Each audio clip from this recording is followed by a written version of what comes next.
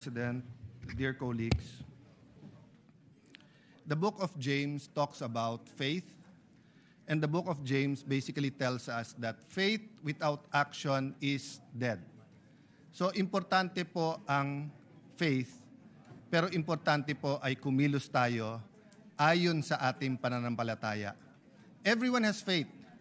Some people have faith in money, some people have faith in relationships, some people have faith in power. But of course, I'm talking about the faith in God, the faith in our country, and the faith in each other. So, Madam President, this leadership change is an opportunity for the Senate to take the lead in areas where the ordinary Filipino feel neglected. Without pointing fingers or no condemnation for any other leader or any other Congress in the past, let me talk about how I feel people feel at this point in time. I do believe that despite our algorithms in our social media and despite the news, most people are not talking about politics. Yes, they're talking about people feel at this point in time. I do believe that despite our algorithms in our social media and despite the news, most people are not talking about politics. Yes, they're talking about whether they like President Marcos, VP Sara, or all the other contenders. Whenever there are surveys in the news, pinag-uusapan sinong pambato nila sa 2028. But I would say that these are more politicians and political junkies. Most of our people are just trying to have a comfortable life, and more than that, just trying to exist. Yung personal safety lang, makapag-aral yung anak, madala sa ospital, or may gamot man lang kung may sakit, how to make ends meet, paano siguraduhin na kung part-time yung trabaho, magkasya. Pag hindi part-time yung trabaho, siguraduhin na hindi magsara yung kumpanya o yung maliit na negosyo. People are thinking about the future of the country, but the reality is we act as individuals and as families and as communities before we act as a nation. Madaming umaasa sa leadership change na to sa pagdating ng direksyon ng ating bansa. So we can keep talking about Senator Bato. And 100%, I will always owe him for risking his liberty, and after siya habuling kahapon, risking his safety and his life, risking his quality time with his family, risking the many, many things that he can do for being here today. No one can say where he'll be going in the next few days, the next few weeks. I really hope we all realize that the Constitution is the highest law of the land. Me, I follow the Bible, then the Constitution. So walang anumang bansa ang inuuna ang international court sa kanilang sariling konstitusyon.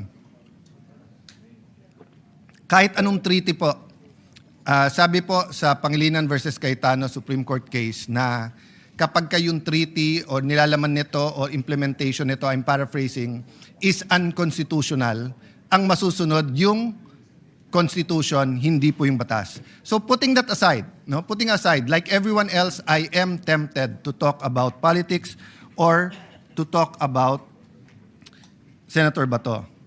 When we talk about corruption, partly it is about politics because the mishandling of the flood control scam, and when I say mishandling, I'm talking in general, whether you talk about the ICC, whether you talk about the whole of government, whether you talk about the DPWH, whether you talk about the Blue Ribbon Committee, even myself, even my participation in any of this investigation or non-participation, nilalahat ko na.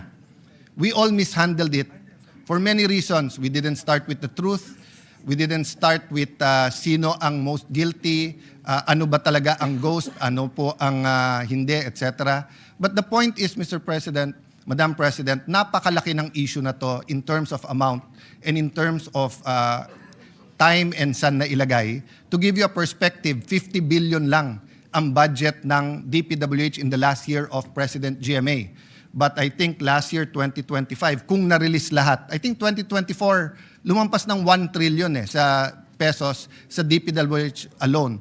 Pero hindi totoo na lahat ng flood control ay ghost. At hindi totoo na binulsa ang buong 1 trillion pesos or binulsa ang buong 350 billion. Pero yun ang tumatak.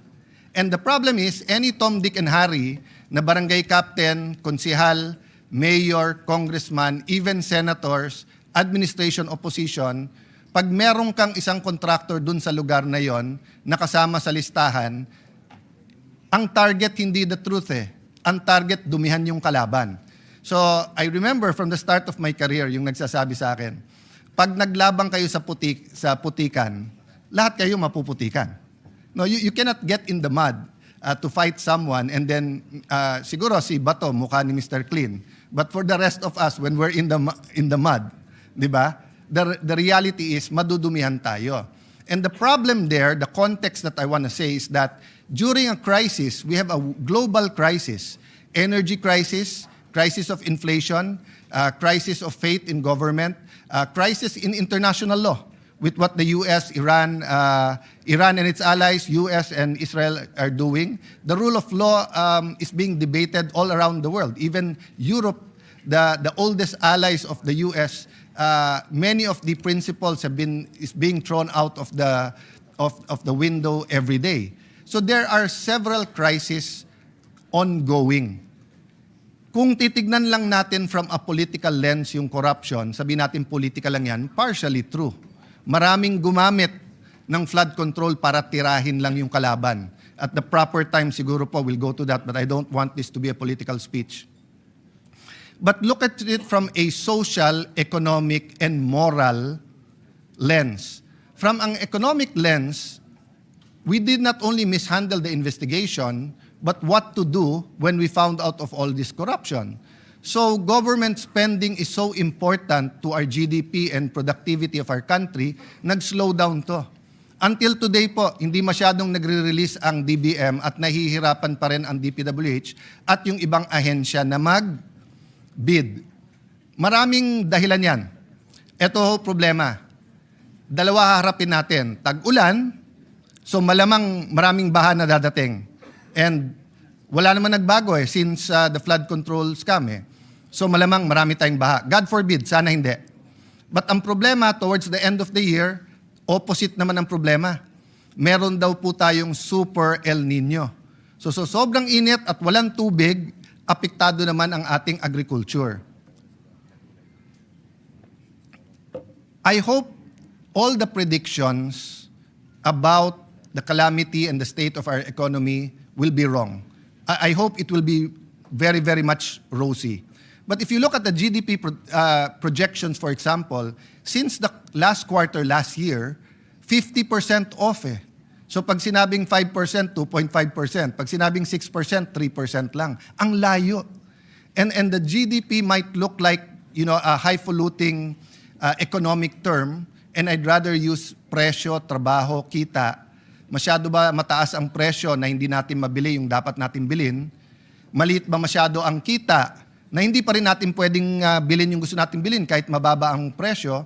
And trabaho. May trabaho ba ang tao? And not only trabaho na kumikita ang tao, but trabaho ba na may dignidad? So from an economic lens, corruption affects our everyday problems. And I think during the times that we talk about big scandals in our country, corruption scandals, suddenly, hindi lang presyo, trabaho at kita, hindi lang PTK, may isa pang K or C if English ang gagamitin natin, corruption. So right now, I feel that on the mind of every mother, of every father, of every lolo, lola, is the basics, health, education, pagkain, kuryente. Of course, sa mga highly urbanized, it's the internet, no? Food prices are steadily rising. Unfortunately, it seems that the 7% inflation rate is here to stay. Hindi mawawala yon. So just put it simply, kung kumikita ka ng 100 pesos in the year 93 pesos lang ang halaga ng pera mo kasi 7% yung inflation. I mean, you can argue with me about the math, pero simple lang natin, di ba? If you have 1,000 pesos, 930 na lang yan. If you have 10,000 pesos, 9,300. So hindi masyado tumataas ang minimum wage at ang sahod sa ating bansa. Pero yung presyo ng bilihin, at least 7%. Yun ang problema natin sa food prices. Bakit po? Hindi naman po lahat sa inflation rate ay food prices, although most of it is food prices. So food is rising even higher than 7%. We are an archipelago where we lack fish. Hindi tayo makapagpangisda. I mean, I know Senator Pangilinan spoke much about this and many other senators in the past, but that's a reality now. Hindi natin makalimutan yung mga ka-age ko na ang isang kampanya po ni Madam President Cory Aquino noon is magkano ang presyo ng galunggong at that time in 1986. And short time after that or sometime after that, nag-i-import na tayo ng galunggong. Ngayon po, luxury na po ang galunggong. In fact, nung araw sabi sa amin, may asin ka lang, o I remember yung kwento ng aming dating Vice Mayor, may kapitbahay siya na may mga shell ng kuhol. So gagataan nila yon at libre pa naman ang kangkong nung araw. Pagkatapos nila gataan at kainin yon, ibibilad nila yung shell.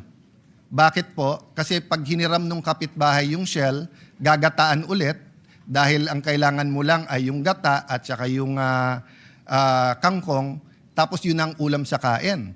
But we know in the last 10 years, pati kanin naging luxury na. Kaya nga may makikita kang pamilya ng 4, 5, 6, 7, isang noodles na hati-hati na. Of course, we did not ignore that. We have passed many laws making sure that we fortify even the noodles. We have kahapon, Senator Tulfo, yung AIX law. We have many interventions, no? But this crisis that we are facing, hindi natin ramdam kaagad dito sa Senate kasi air condition, kasi kahit papano mataas ang sweldo, 'di ba? Ang unang nakaramdam nito mga tricycle driver, jeepney driver, yung mga naka-diesel. Pero nabigyan isang beses ng ayuda, that doesn't mean okay na sila. Kasi pababa ng pababa yung kanilang kita. More than 70 days after February 28, the economic slowdown is now affecting our investment level. Even the sentiment, nagdadahan-dahan na. And even yung mga sigurado, katulad halimbawa ng mga pharmaceuticals, medyo wala kailangan mo talaga bumili ng gamot kung may sakit ka. But most of our medicine is imported. And even those that are generic and are produced in the Philippines, to get them through Metro Manila with the traffic and the logistic costs have doubled. Not to mention if you have to bring it to Masbate, you have to bring it to Aklan, to Catanduanes, to Romblon. The logistics in Mindanao or even Batanes is incredible because, again, apektado tong lahat. The prices of gas was expected to go back to normal during the first few days of the crisis. Unfortunately, tinamaan yung critical infrastructure. So halimbawa po, sa Qatar at Bahrain, nung tinamaan po ang natural gas, ang subproduct or yung byproduct ng natural gas is urea or yung pangunahing ingredient or ginagamit na fertilizer. So tatlo kagad yung tama. Bakit? Europe uses liquefied gas or natural gas for heating. So tumaas ang presyo ng diesel dahil yun ang kapalit. Tapos nung tinamaan yung production ng